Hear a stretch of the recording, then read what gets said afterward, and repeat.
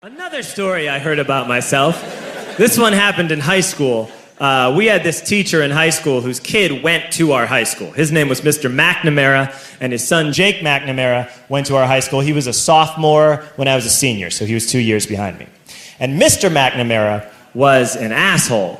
And one weekend, he and his wife decided to leave town, which you should never do if you're an asshole. And Jake McNamara decided to throw a party at the teacher's house. Hooray! And everyone around town heard about it, and we all got up individually and thought, okay, let's go over there and destroy the place. I walked into this party, everyone I had ever met was there, and everyone was drinking like it was the end of the world. People were drinking like it was the Civil War and a doctor was coming to saw our legs off. It was totally unsupervised. We were like dogs without horses. We were running wild. I walked down to the basement. They had a pool table in the basement. One dude took a running start and threw his body onto the pool table and broke it in half. Another kid found out which room was Mr. McNamara's and went upstairs and took a shit on his computer. So the party was going great.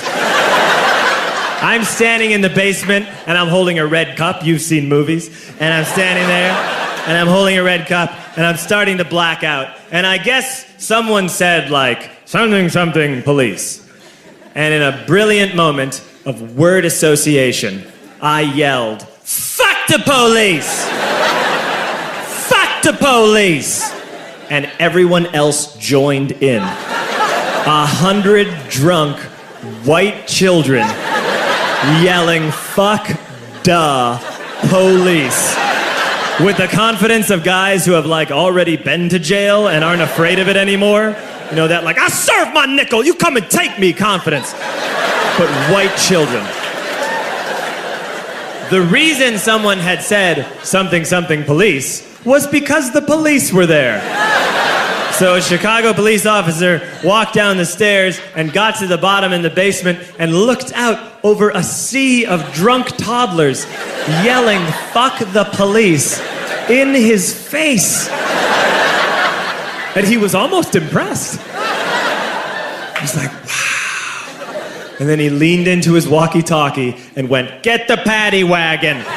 And my friend John, who is now a father, this man now has a baby, he grabbed a 40, smashed it on the ground, and yelled, scatter! And everyone ran in a different direction. We all ran in different directions. It was like that scene in Ratatouille when the humans come in the kitchen and all the rats go in different ways. We all ran in different directions. I ran into the laundry room and I jumped up on the washing machine and I crawled out through a window into the backyard, and now I'm running through the backyard and there was this big chain link fence and I thought, I've never climbed a fence that high before. And then I woke up at home.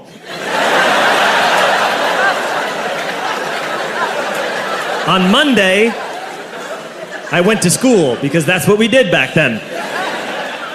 And I'm walking into the school building, and who do I see but Jake McNamara? And he says to me, hey, were you at my party on Saturday? And I said, no. You know, like a liar. And he said things got really out of hand. Someone broke the pool table. Someone took a shit on my dad's computer. But the worst thing, he says, the worst thing is that someone stole these old antique photos of my grandmother, and my parents are freaking out about it. And I had that thought that only blackout drunks and Steve Urkel can have.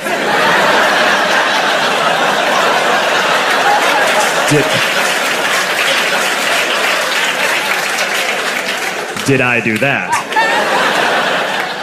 I figured, no, I wouldn't have done that. But I was never sure until 2 years later. Relax. I'm playing video games with this kid named Alex that we also went to high school with. 2 years later, we've graduated by now. We're playing video games for a couple hours. And then Alex says to me, hey, come here, I want to show you something. And he takes me into his bedroom. And then he takes me into a side room off of his bedroom. Never a good thing to have. And he shows me a tiny room that is covered wall to wall in stolen antique photos from different people's parties over the years.